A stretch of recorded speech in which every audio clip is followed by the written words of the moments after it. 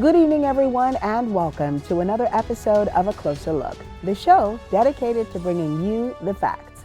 We ask the questions no one else will, and we get the answers that no one else can. I'm Arabina Apia. Thanks so much for joining us.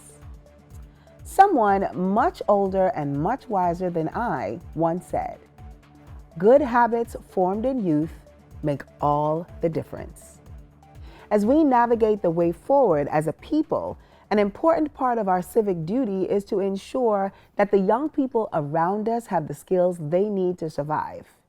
It's our job to instill in them a sense of duty, resilience, and community.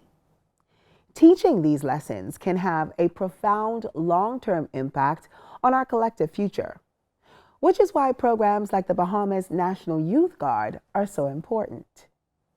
The program is currently training 65 Bahamians between the ages of 18 to 25 here in the capital. The initiative, which focuses on disaster preparedness, aims to create a cadre of young individuals who are equipped to respond to cases of national emergency. Coordinated by the Ministry of National Security and co-designed with several relevant agencies, the program includes 12 months of rigorous training, followed by 18 months of on-call deployment. Already, the program is having the desired impact, and tonight, we'll be taking a closer look at who is benefiting and how. Stay tuned because A Closer Look begins right after the break.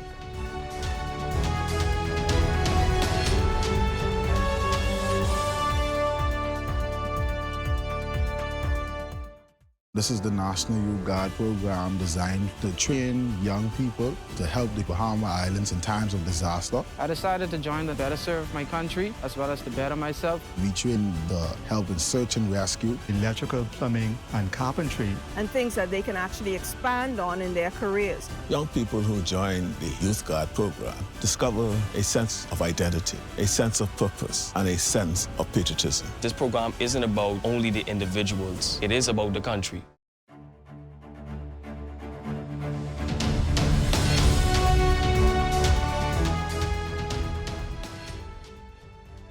Welcome back. You're watching A Closer Look. Thanks so much for joining us. I'm Arabina Apia. With another hurricane season just around the corner, the government has shifted its attention to its disaster preparedness strategy and is working to include young people through the National Youth Guard. We learn all about the initiative in this piece from ACL correspondent Marcos Ambrister. Marcos? Thank you, Arabina. Today I was able to catch up with some of the facilitators of the National Youth Guard to find out about their purpose and mandate.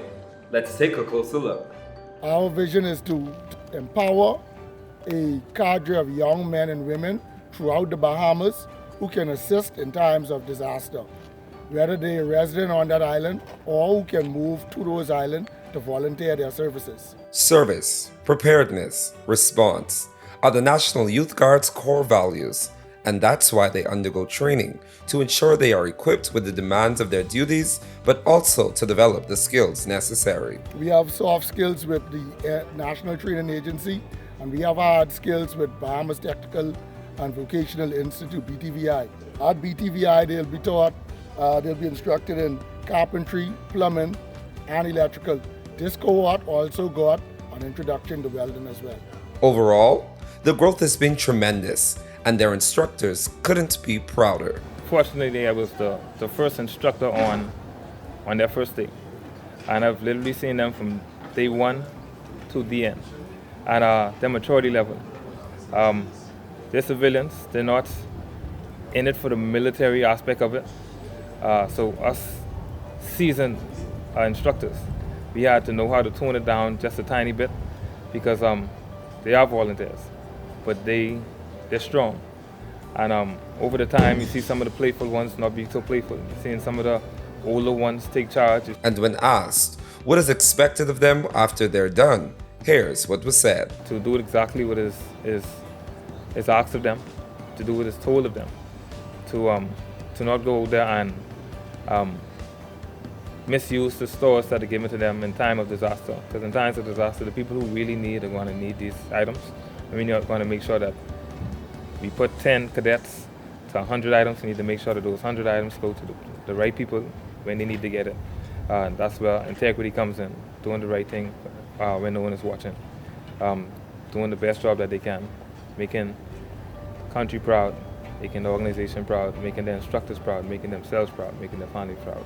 Based on what I saw today, it's quite clear that the future of our country is brighter because we are NYPD Strong! Reporting for a closer look, I'm Marcos Umbrister Jr. Back to you, Ravana. Thanks, Marcos. Stay with us. There's more of a closer look after this.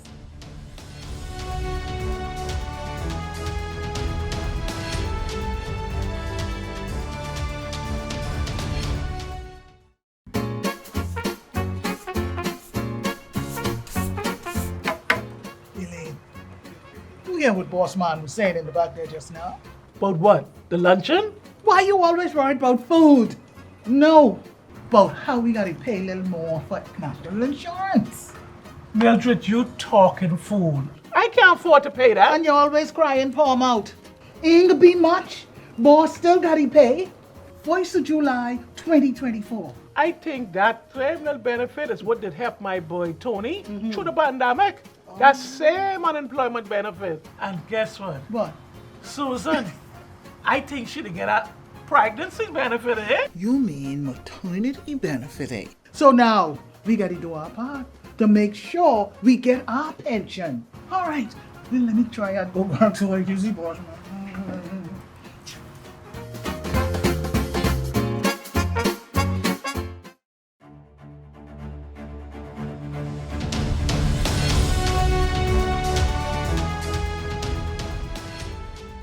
Welcome back. For the young people who join the National Youth Guard, the experience is a life-changing one which for some has already shifted the trajectory of their lives and their careers. We take a closer look at the stories of two of them in this piece from Catherine Duncombe. It's 5 a.m. on a typical Monday morning, but for cadets enlisted in the Bahamas National Youth Guard program, it's day one of a rigorous training process that will equip them with disaster preparedness skills, and more importantly, life skills that they can use to navigate their future careers. Take Cadet Orenly Thompson, for example, who says he enlisted after living through the trauma of Hurricane Dorian in 2019. I seen the trials and tribulations that people had to go through. And me being one of the people that needed help, and it wasn't enough hands to really get us in the time that we needed. We had to kind of push through that. And I'm glad that this program came about, because now we have extra hands, we have extra certified hands.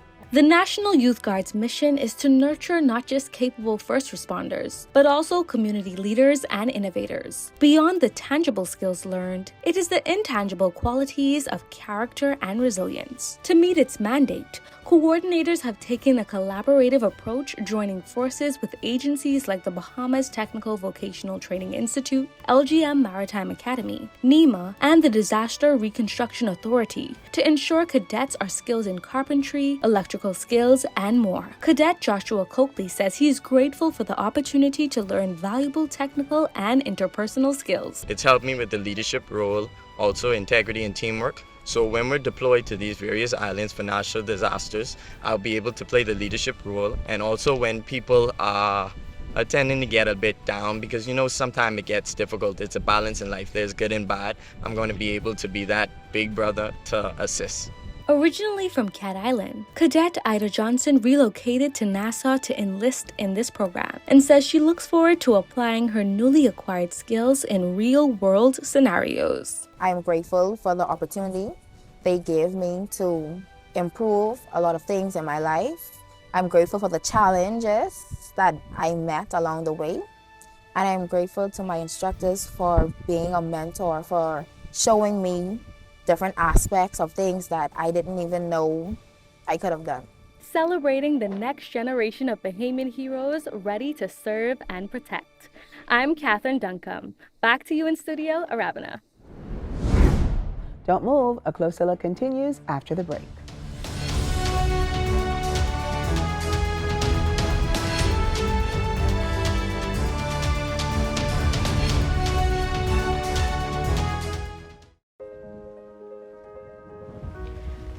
Wanted to be a writer.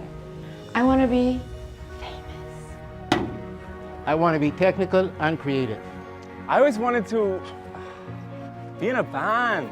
I want to be a movie director. I always wanted to be a professional. Yeah! I want to be creative. I want to do John Canoe all day. Should have been a dancer. I want to be a star! You soon can be at CAPAS, the Bahamas School for the Creative and Performing Arts.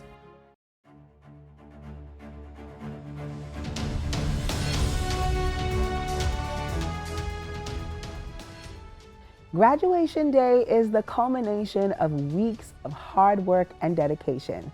We go to our newest ACL correspondent, Preston Ferguson, for all the details. Preston? Thank you so much, Arabana. We're here at the Super Club Breezes as excitement fills the air as we have parents, supporters, and friends gather to celebrate the newest cohort from the National Youth Guard program.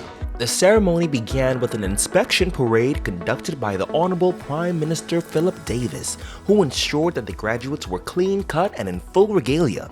He gave them words of encouragement as he presented them with their certificates and special awards. I'm so proud of each and every one of them.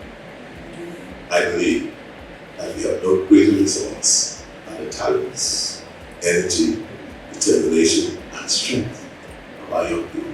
We had an opportunity to meet with a few graduates who told us why joining this program was so important. Well, I've always looked at myself as a leader, and I want to continue to empower younger people who are younger than me, and also people the same age as me or older than me, because we could learn from anyone. After watching Dorian and seeing another country had to go look for other people to help, I decided to help out my best way I could. Behind these successful graduates of this program were their strong supporters who spoke of their experience of watching their children become men and women dedicated to a greater cause. Even watching him come back home from the training, he began to get up on time for his job back home, and it put a smile on my face every morning to see that he just didn't come here and take what they say and just throw it down, but he began to use it. He also went and he spoke to the Boys Brigade to motivate them. So I think he's going to go very far from this program. The Minister of National Security, the Honorable Wayne Monroe, glowed with pride as he explained the importance of this program and his hopes for the future. We've had a number of storms recently, Dorian being the latest, that expressed to us the urgent need to have persons in the localities with knowledge of first response so that they can act until the official first responders show up. Dorian showed us that in a very big way. We intend to continue the cohorts, and as we continue the training opportunities, we want to move forward with the cutting edge technological advances in disaster management. And as we grow, we expect to bring on more training partners. Well, there you have it. That comes to an end of our National Youth Guard program. We want to give a great big shout out to all the graduates from the second cohort that we interviewed today, as well as the proud family members and parents who supported. I'm Preston Ferguson Jr. Back to you, Rabina. Thank you so much, Preston. When we return, we speak to Program Coordinator Captain Sonia Miller. It's an interesting conversation which you don't want to miss, so stay tuned.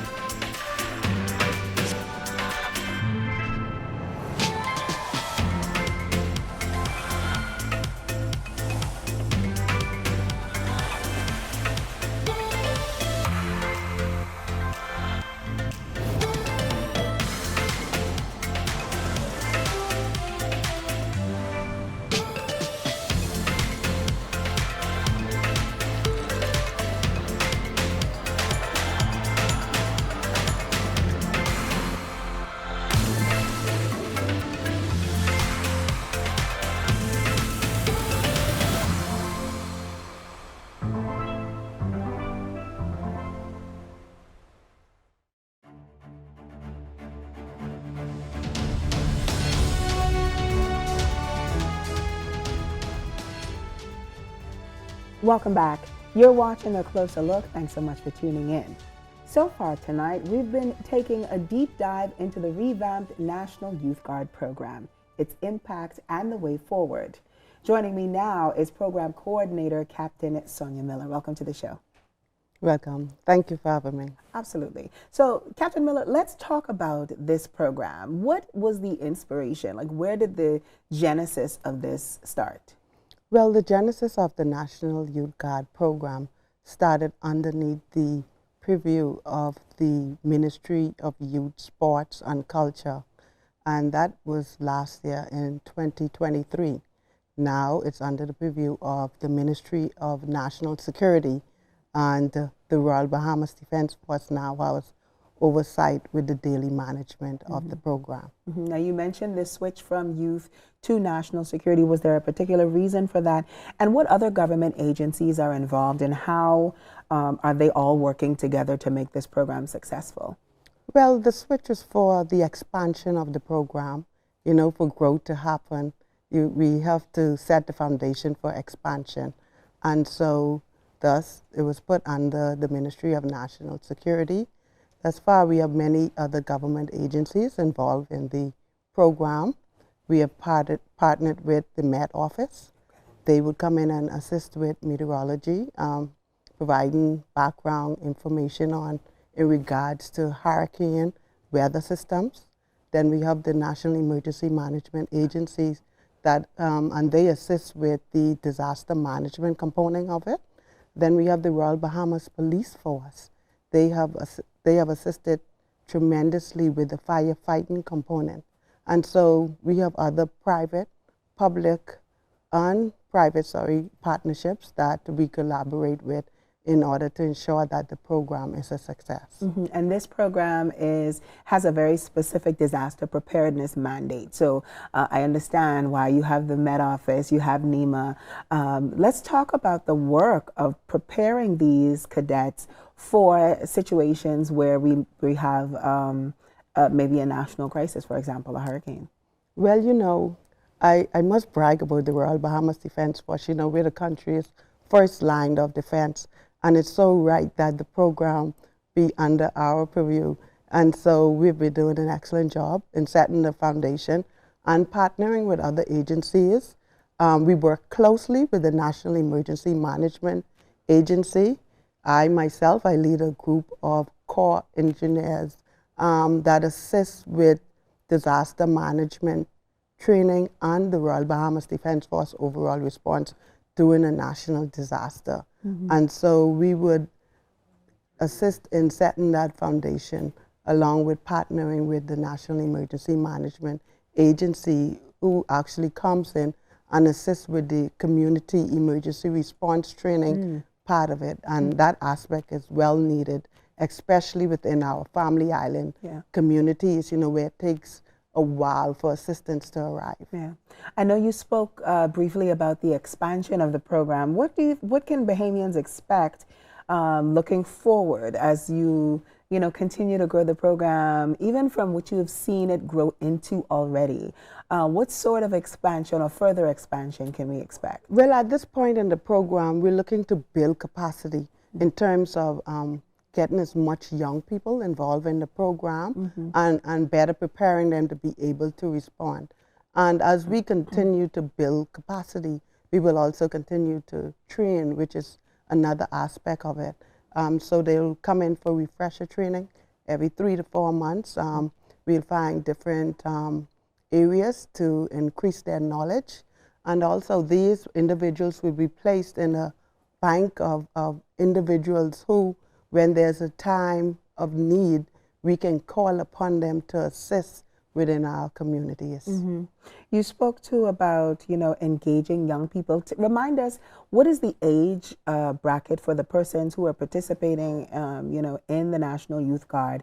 And how do you see the role of what you guys are doing in the National Youth Guard program as a whole, how it relates to the fostering of youth engagement, youth empowerment, and definitely, improving our communities?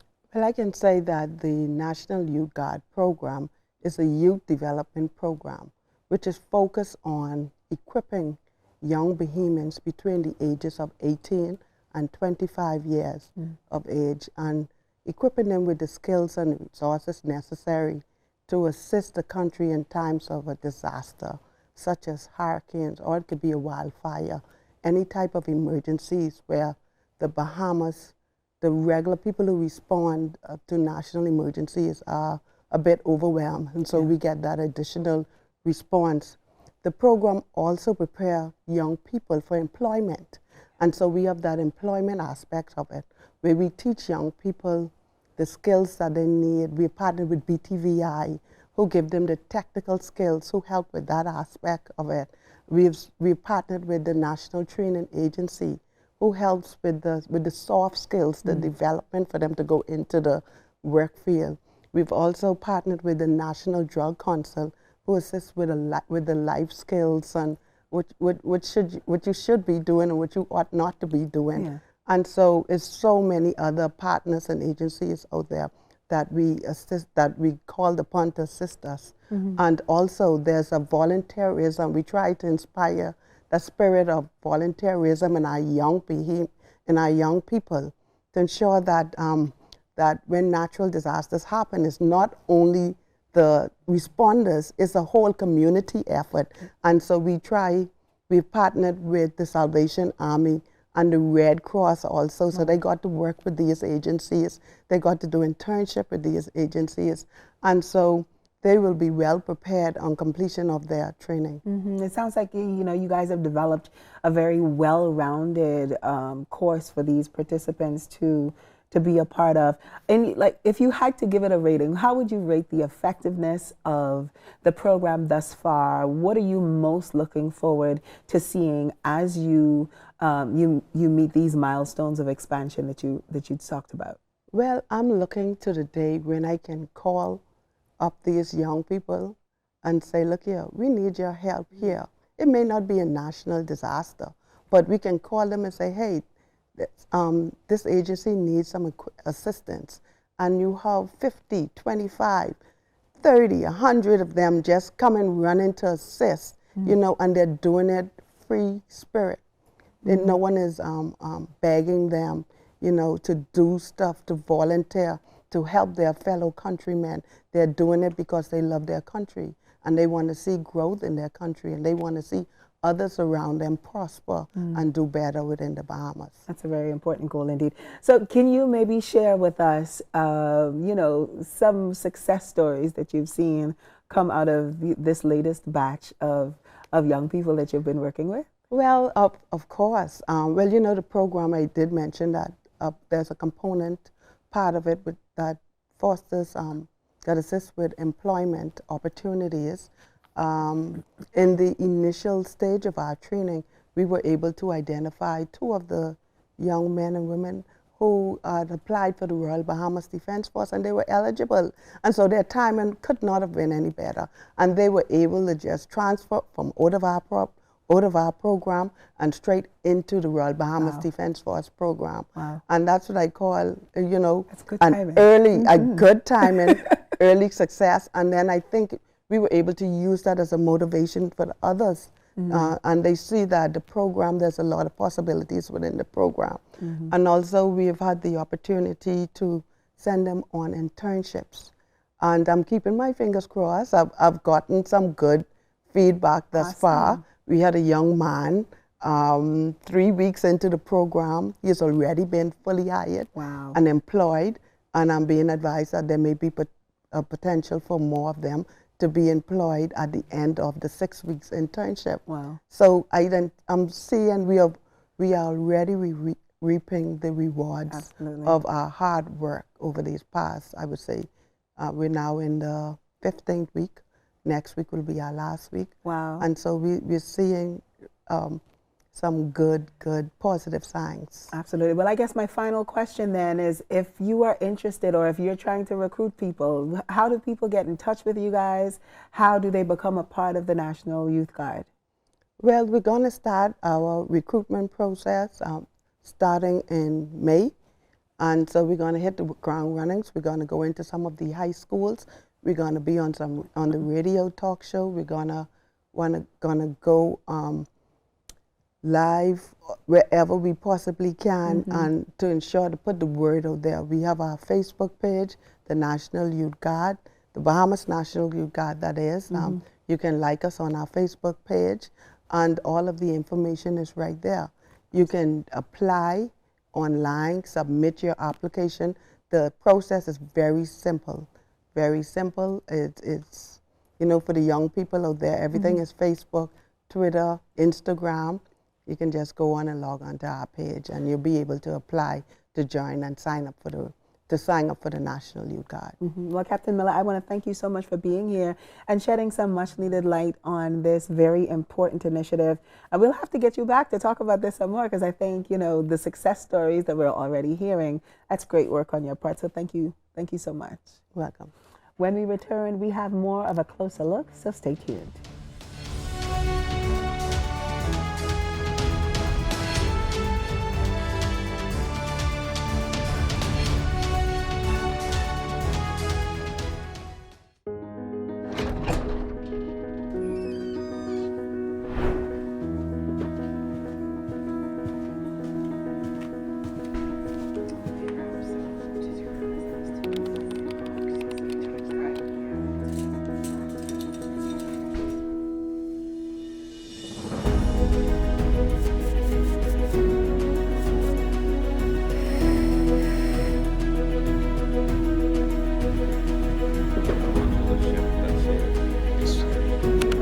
One minute out, guys. 1 minute out.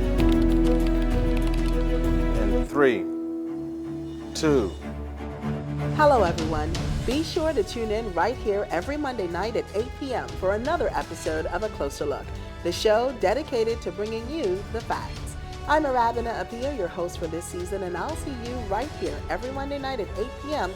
on cable channel 212.